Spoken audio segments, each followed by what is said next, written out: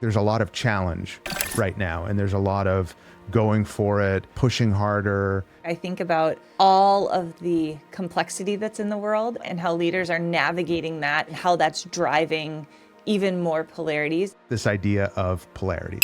How do you manage these seemingly competing tug of war kind of energies in a way that doesn't have you, and in particular everyone around you, swinging wildly from one side to the other? Polarities are situations in which there are two interdependent states that have to coexist over time if success is going to occur. Structure and flexibility, candor and diplomacy, both of those are needed, over time. In a complex situation, all you can do is create the conditions for the system to thrive. How do you actually hold both? And not just hold both, but actually get the best out of both. To create a way to hold both, it allows me in a second to move toward the benefits of both. And it has changed the way that I lead. One of my things about complexity is, when working with leaders, is to remind them that we're human beings, we do complexity. Welcome back. The breakout room. Yeah. We're back. So I remember when we were texting the other day about our breakout room, and I think you were on vacation. And so I wanted to catch up on how your vacation was, because I think you might have learned something about rest and work and rhythm. Yeah. So for context, I do believe that everyone needs to take a vacation, like in total. Additionally, sometimes I've been guilty of not remembering to do that. Mm-hmm. So my husband was kind enough when a client pushed something by a week to say, we're getting out of here. So we went from Minnesota down to this island in Florida, and there's no cars. It's just golf carts. And we just relaxed and chilled and just let the sea air sweep over us. It was really wonderful. And I learned, so many things about myself and about leadership, but I think that the biggest thing was I was almost like it was just too fast. It was too much. And with the slowdown, I could take perspective on that and see that the rest, that the ability to act is actually only because you can also have rest. Mm-hmm. And I took a whole bunch of time to just let my head cool down and slow down. And it was magnificent. Yeah. Yeah. Well, it's one of the hard, I have to admit, I don't have great role modeling around balancing rest and work. So I'm a first generation, my mother's immigrated from Italy. And so you get that kind of work ethic, which is like, if you're awake, you should be working, And I remember I struggled so much, especially with, Marjolein comes from a more sane family in a lot of ways, and grew up in the Netherlands, where of course they take their holiday serious. They take their work serious. They take their holiday serious. And one of the weirdest and hardest things to get used to when we got married was this idea of taking a holiday and actually having it be a holiday. My family will take a holiday and just go somewhere else to do work somewhere else, on the house or something like that. And so this idea of balancing work and rest is it's never come natural to me. I think I still struggle with it. And I find, I don't know if it's the same for you, but it takes me about 3 or 4 days before I start to land, and I can begin to find, that rhythm. Well, I think that for me, that's really true. And actually, I use Mike liberally as a governor to that, because I just get in a flow and I'll just go. And so Mike is very helpful to tell me whoa, you're going way too fast, or you need to slow down. As a matter of fact, I used to own a marketing company, and part of the reason that I sold it was because I was going way too fast. And the plan was that I would never go back to work. Actually, I was just going to raise the boys and hang out at the country club and have fun. And so when I did decide to go back to work, Mike said to me, he's like, here's the deal. If I ever see you work that hard again, and if I ever see you go at that velocity, I will pull the card, and it's just I'll just say to you, hey, you're done. you cannot do this We anymore. gave it a because try. This is not. You gave it a try. It didn't work. You're out, and I'll pull you. And there have been 2 times in my tenure here, the last 13 years, I think, 11, 13 years, something like that, that he was like, you're getting close. And I actually really appreciate having that governor. But I also have to say, in terms of role modeling, I have not had good role models for that either. However, you demonstrated great role modeling for me on your last vacation, because I think you were supposed to come back after like a week and a half, and you decided to keep going. And I was so proud and so excited. We're going to stick with it. Yeah. We're on a roll over here in Italy. We're just going to stick with it. And it reminded me, like even if you take a long vacation, you might need more, and it's fine. Like that's what you need to be able to do what you're doing. And I was so impressed with it. It really, it was great for me to see that. And how was your time in Italy? It was wonderful. So first of all, I'm really pleased that I've impressed you with my ability to stay on holiday longer than planned. So that was it was huge. Huge for me. Huge. Yeah, absolutely. It was wonderful. You know, it was also kind of the perfect holiday for me, because it's definitely holiday. I'm away, and we're in the process of, I don't want to say we're in the process of building a house, because that would be far further along the progress than we actually are, right? Right. You'd imagine like a semi-constructed sort of like, oh, things are actually happening. No. So we're a year into the pre-process of like purchasing the house and getting permission and dealing with Italian bureaucracy, which I knew was coming. So I have kind of a lifetime of experience with Italian efficiency and kind of how that works. And yet it still is sort of, it boggles the mind with how complicated things can be that really shouldn't be very complicated. And then you just have to decide, well, I'm in a lovely place and we'll just stay an extra couple of days. So, yeah.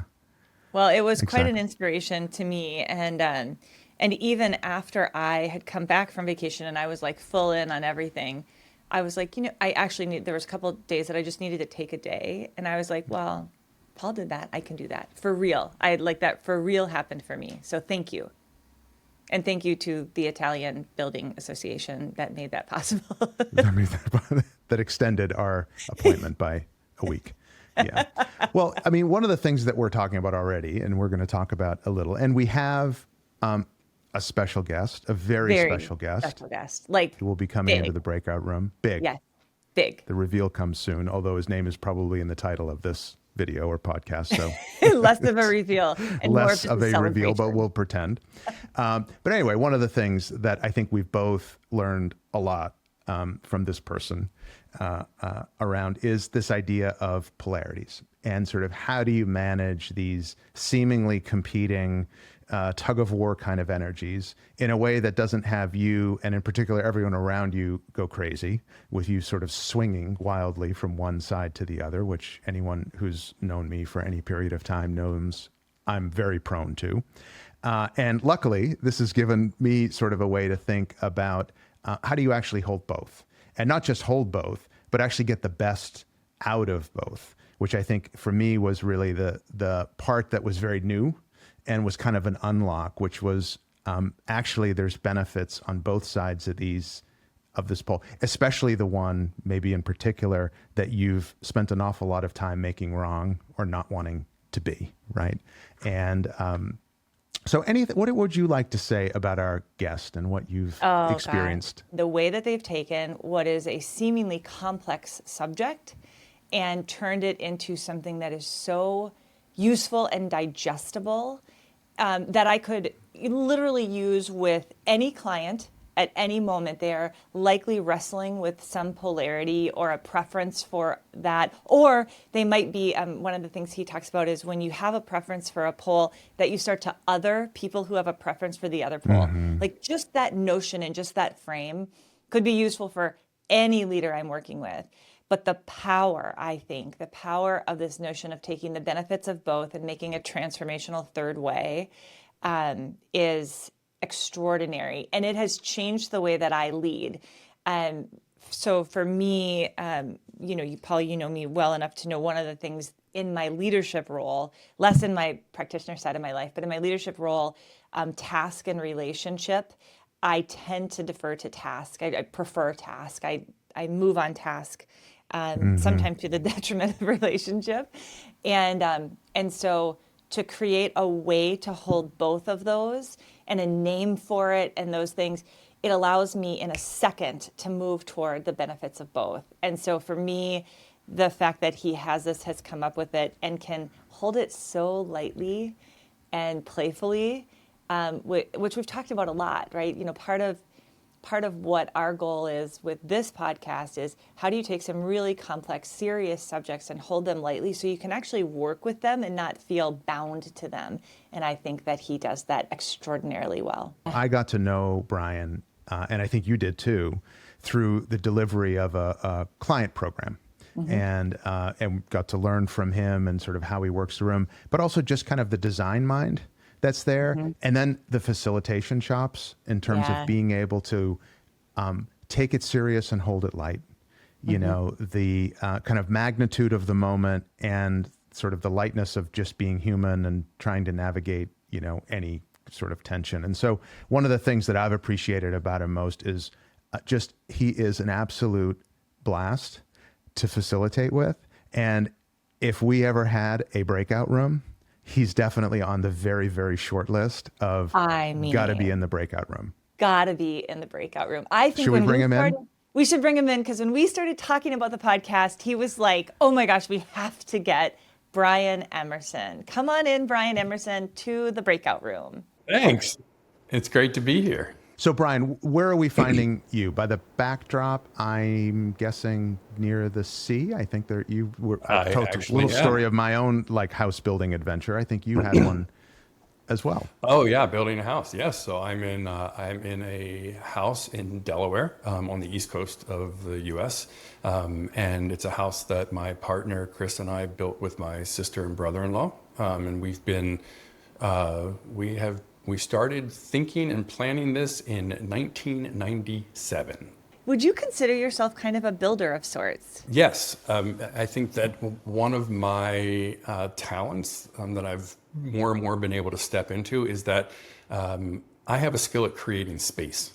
Like like creating space and creating a sense of place is so important, and both personally and then just professionally. You know, like on my team, when we think about working with whether it's groups or leaders or leadership teams, whatever it is, one of the leading thoughts for us is how do you create the space, right? Like how do you create this space? And even my organization's named Andiron, and andirons are those things that sit in front of a fireplace that hold up the logs so that air, you know, and if there's no space in the logs, then everything just smolders, you know. And so when you say about builder, I think, yeah, it's a great observation. I think I'm more of a creator of space, because even in building houses, I like to look at like, how is the space used? And, you know, like our family uses the kitchen this way. So how does the kitchen have to be designed for us? You know, and so to look at so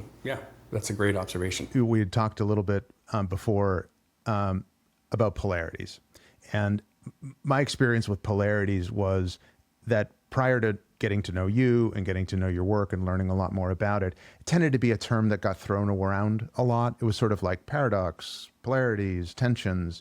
And I'm wondering, as you think about polarities and the work in particular you do with organizations, with leaders, like how do you explain it to a group that maybe has experienced it but didn't know what it was that they were experiencing? Like, what is a polarity in leadership? For us, the way that we talk about it is that polarities are situations in which there are two interdependent states, and they need to be interdependent states that have to coexist over time if success is going to occur. And so things like structure and flexibility, like both of those things are needed over time. Candor and diplomacy, both of those are needed, you know, over time.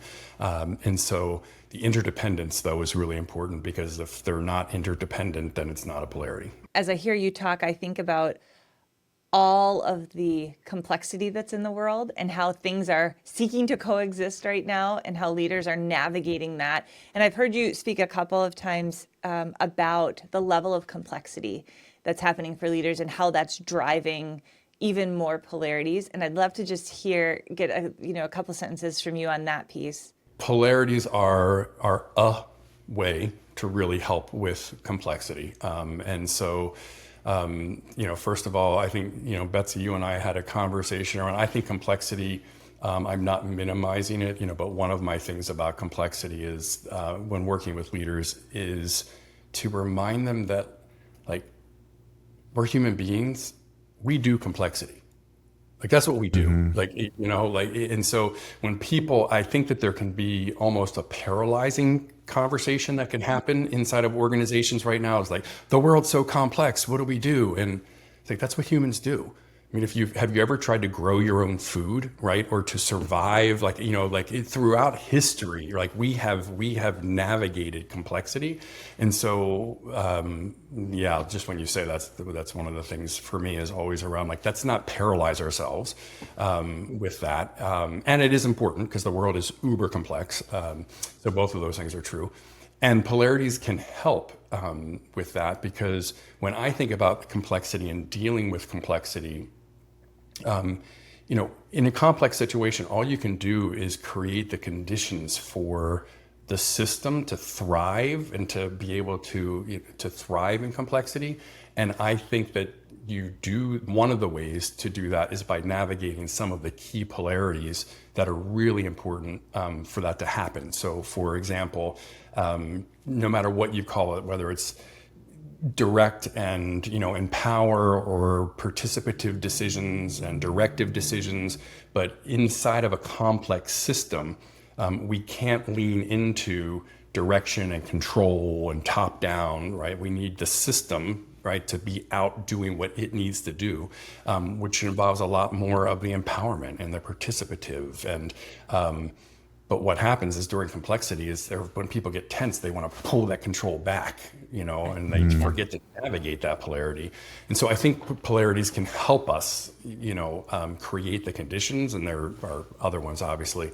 And then also, I think people oftentimes think that situations are complex because of the fact that two things do have to exist. Mm-hmm. How do we focus on our local needs and our global needs at the same time?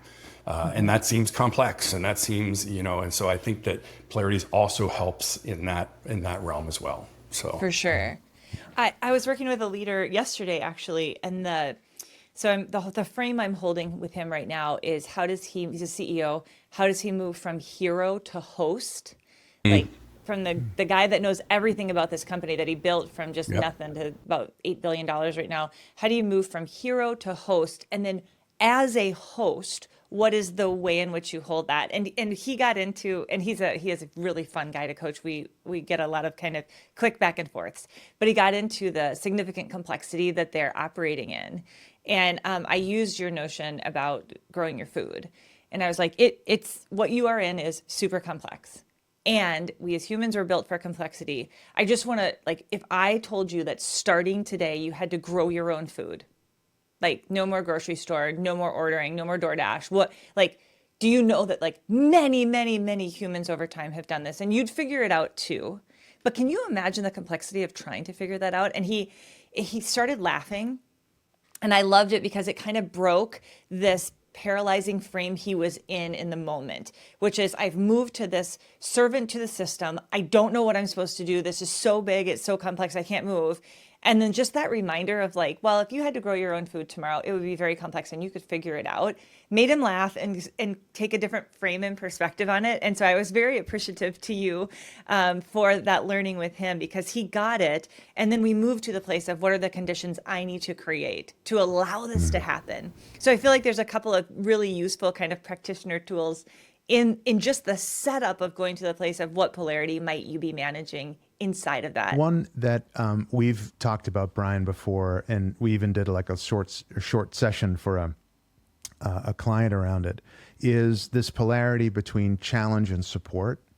And I find particularly in this moment where There is a lot of ambiguity. There is a lot of complexity. But I think also organizations are sort of trying to find this this sweet spot between high performance and high well-being, right? Like, so how do we sort of go for it without burning ourselves out?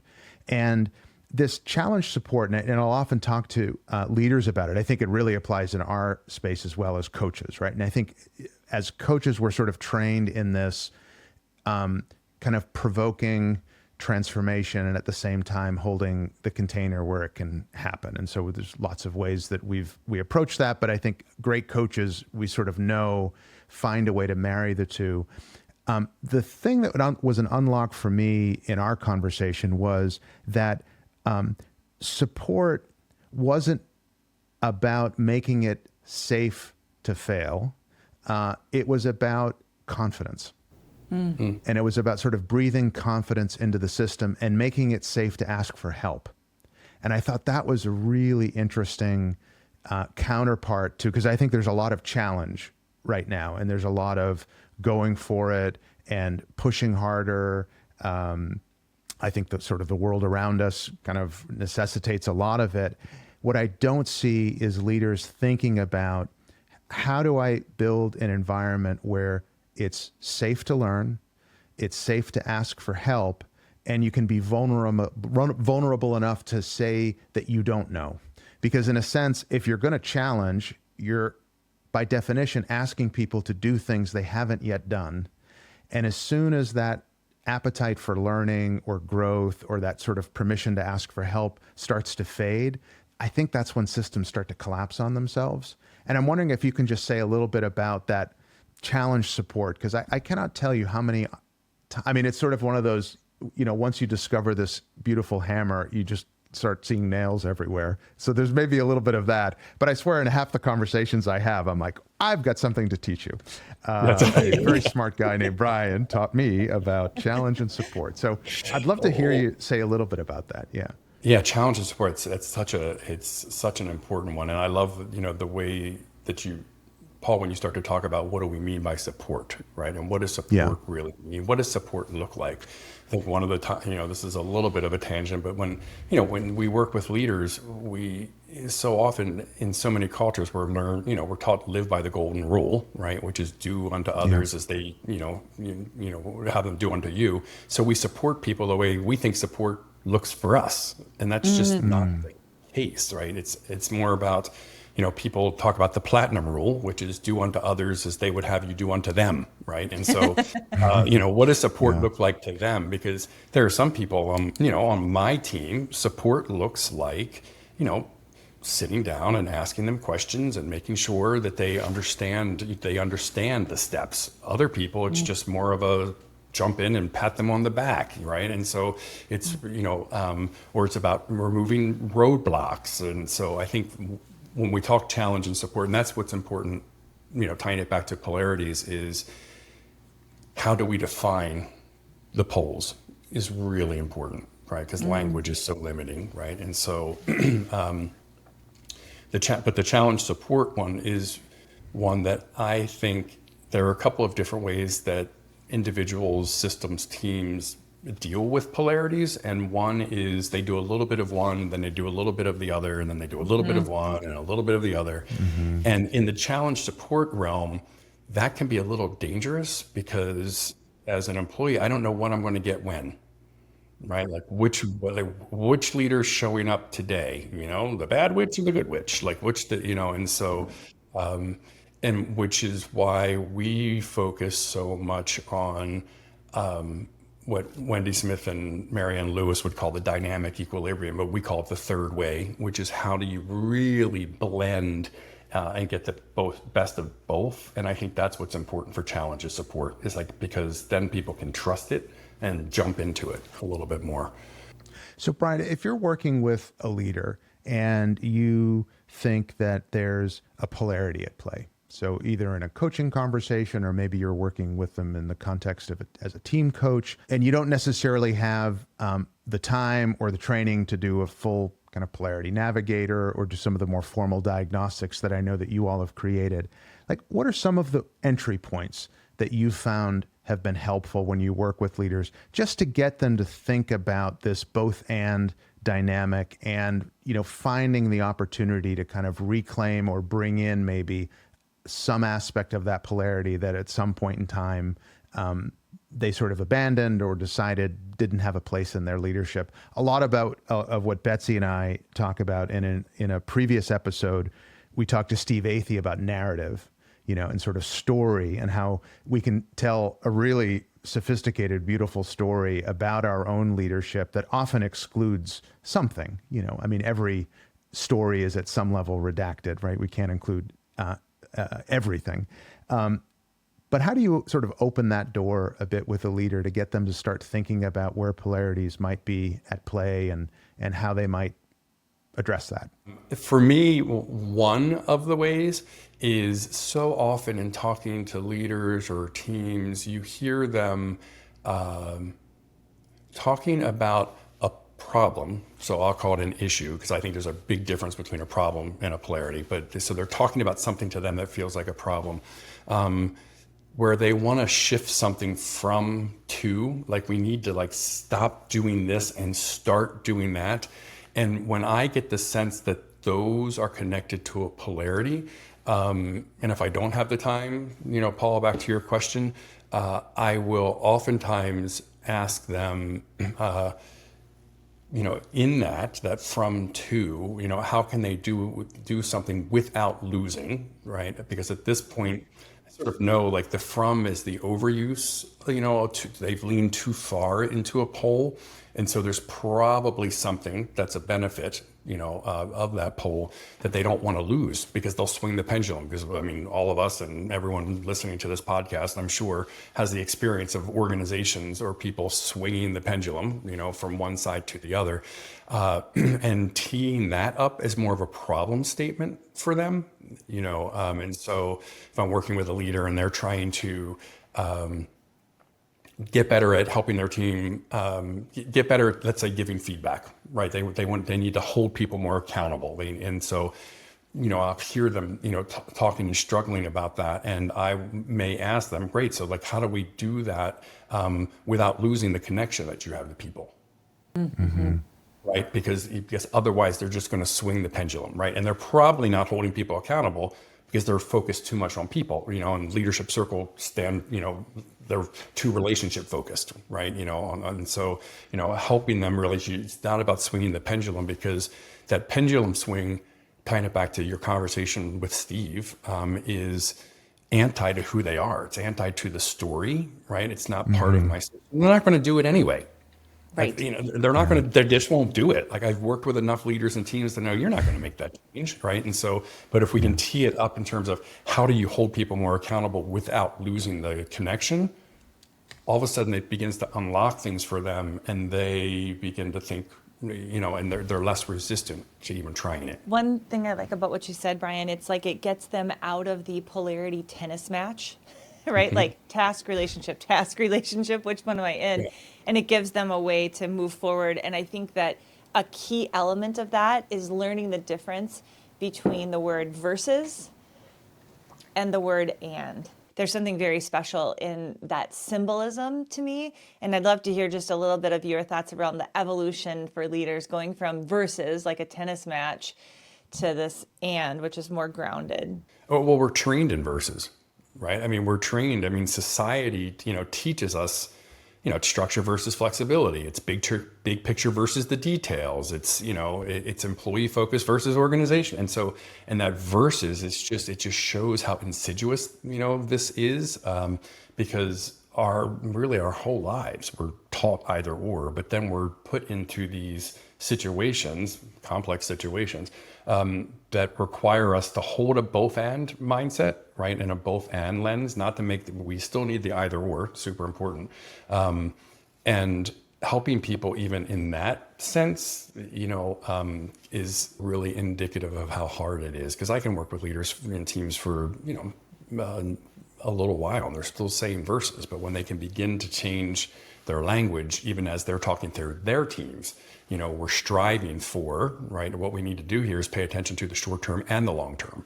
That's a completely different like they're having different conversations then, so that little symbol is called the paradox, or the paradox. So get it That's like right, that's paradox, right. but it's really not Yeah. paradox, it's a paradox. Very clever. Very Paradox. Yeah, clever. really clever, isn't that really? So, and the reason that we use it is because for us, even if we say, global and local, it still keeps them separate, as opposed to saying, how do we have a global local, mindset, right? Or how do we have a challenge support approach? Like, how do we, because we don't have language for what the blend of challenge support is, or local, global, like structure flexibility. And so the closest we can do is connect the two words to ask people the question. So one of the things that I wanted to get your perspective on as well is just what you're seeing at this moment with leaders in organizations, with teams. I mean, I got to know you because of your expertise in polarities. And as I've gotten to know you, I know that expertise expands far beyond that, right? And so whether it's working... Not so sure how far. Well, let's just say when I first met you, it was on your way to the Vatican, I think, to do some work. And then about a few months later, I got a post of you at the White House, also doing some of your work. So I think we can say that you find yourself into some interesting rooms along the way. And sometimes we're in those rooms together, which is a blast to be able to facilitate. But I'm wondering, like, at this moment in time, as you work with leaders, as you're seeing organizations, what's sort of coming to the surface as some of those tensions that might be existing, some of the issues that they're struggling with? Again, whether it's the individuals or the systems. I would really tie back to the polarity that you highlighted with this challenge support, right? I think a lot of organizations are coming out of the COVID period, where there was a lot more just support of people. Let's focus on keeping people well, and then now many of them have realized now we've got to really, as you said, focus on high performance. So I think that's a struggle. And then in addition to that, with just the world's, the geopolitical situation of the world, organizations trying to figure out how do they support people, but at the same time move forward with a lot of unknowns and uncertainty. And how do you stand in that place of uncertainty, which leads to what we were talking about with the complexity and a lot of almost paralysis, of what to do.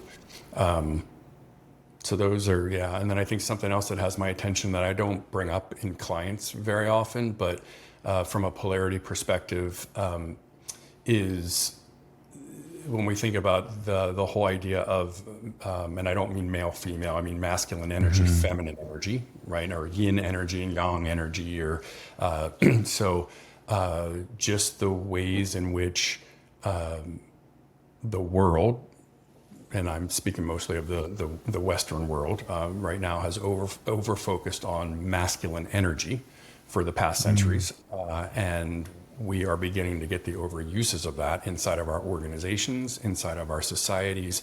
But there's almost now a demonization of masculine energy, and this push for leaders to be, and again, I'm shortchanging like the feminine energy of focus more on people, focus more on feelings, focus more on people's development, focus more on support and the relationship. And that's super important, right? Super important. Yeah. And we cannot lose the focus on drive, accountability, task, movement. And so that tension inside organizations is super big. And I'm really fascinated by how, to your point, how to bring that conversation into organizations in a way that it's practical and real and actually tied to business results. I just think it's so interesting because there is, and sort of what's the backlash around it, and sort of you just see, just even politically and kind of around the world. I mean, it's such an interesting dynamic that's at play. And you and I have talked about this before, but this idea of initiation, and in particular, how do, and Betsy and I have talked about this, and I think we even mentioned it on a, previous episode, but this idea of initiating boys into sort of wholehearted, present men, in a way that sort of honors all of the uniqueness that they bring and doesn't sort of vilify some of those aspects that I think maybe do get sort of hung out as undesirable in some ways. And clearly there are aspects of it very undesirable and should be cautioned against. But it's such an interesting dynamic to bring up, because I see the same, and it's hard to know how to talk about it in a session in the same way that you sort of framed it, which is these energies can live in all of us, and it's not a gender specific thing, but it's actually an energetic, but I see the same, and I'm always looking for entry points into that conversation. And sometimes you can have it in one-on-one, or if you're coaching someone directly, you can kind of get the sense that there's an opportunity to broach the subject. But yeah, with teams, it's tricky. I don't think that there are negatives to the aspect of the benefits of either of those two poles. It's the overuses or using them when the situation might call for something else. I think that's where the challenge is, and that's where that's what we should focus on, is when are we using a masculine orientation when the situation actually calls for more of a feminine energy orientation. And of course, I don't mean that by gender. And how do we develop leaders and systems and teams that actually just that blend and harness both, right? Because when we think of, when you think of the best true leaders, that we've experienced, they do stand in that blended energy, right? They and they do it beautifully, and they outperform others in many respects. But this whole idea of both and polarities is a skill that we have to build, and we have to practice it.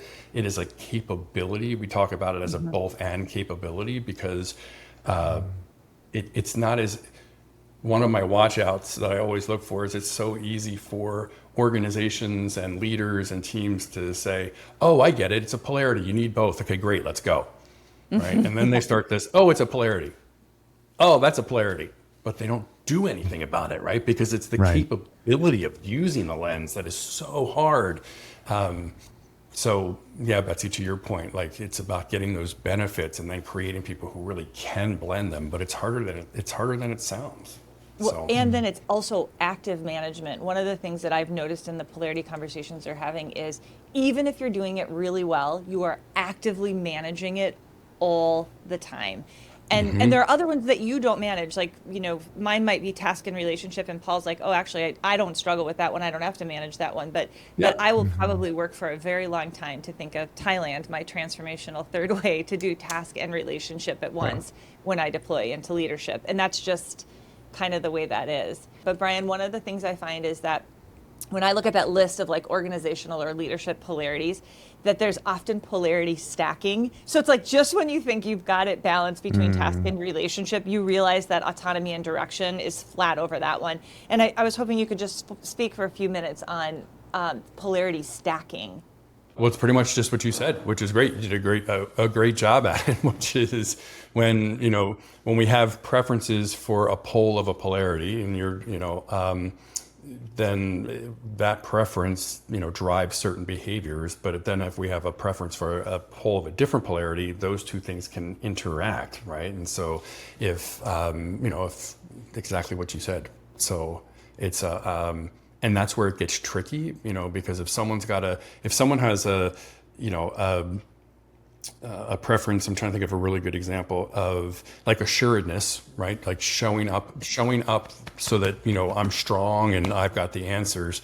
And the other pole of that, it would be like openness and curiosity. If they've got a preference for assuredness, but they also have a preference for, in the polarity of like taking it seriously and holding it lightly. If they've got a preference for taking it seriously, well, then if I take stuff seriously and I need to make sure that people know that I have the answers, I'm going to enter conversations like really, in one way. And so like understanding that and being able to pull that apart is really helpful for people, and to know like the entry point. And what I thought you were going to say was, because, just when you think you've got it figured out, but so often, it's not just about the ways that polarities stack, but it's about the polarities that show up underneath problems. right? Oh, And so yeah. something Yeah. looks like a problem, and there's actually a polarity that's not being navigated well underneath of it. And so that's also super tricky. And that's where it can be really helpful, because many times we'll try to solve the problem and we can't make progress. We just feel stuck at it, like we can't get Yeah. it moving in the team or as an individual. And it's because underneath of it, there's a polarity at play that we're wrapped around, and we can't make progress where we want to. I love that. So, Brian, where can people find out more about you, your work? I know that you run certifications to train people in navigating polarities and working with leaders and teams around polarities. Where can people learn more? As I said earlier, my company is Andiron, and so andiron.com. And then also we've got a book out, Navigating Polarities, and so that's a great place to learn more as well. And Paul, as you said, we do for leaders who want to go more deeply, because in many of our programs, we begin to scratch the surface, but for leaders who want to go more deeply or with their teams more deeply, or practitioners, we do have a certification that's on the website. Oh, wonderful. Well, gosh, you guys, thank you so much for another wonderful episode. Thank you, Awesome. Brian, so much for joining us. This is Oh, really so fun. Thank you.